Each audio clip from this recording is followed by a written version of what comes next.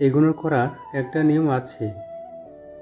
সাধারণত আপনি যার প্রতি দুর্বল, সে আপনাকে যত এগুলো করে, আপনি তাকে তত বেশি গুরুত্ব দেন।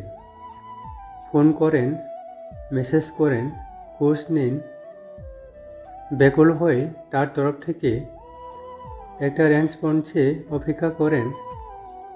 কিন্তু সে ততদিনে বুঝে যায় এই মানুষকে ইগনোর করলে আমার কাছে ফিরে ফিরে আসবে, এর আর কোথাও যাওয়ার নেই।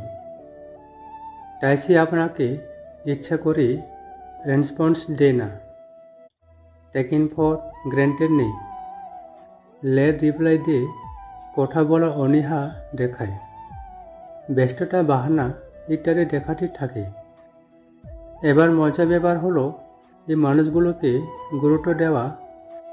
আপনি যেদিন থেকে বন্ধ করবেন, আর ফোন করবে না, মেসেজ করবে না, দেখা করবে না, খোঁজ নেবে না, ফিরে যাবে না, সেদিন থেকে হয় সম্পর্কটাই শেষ হয়ে যাবে।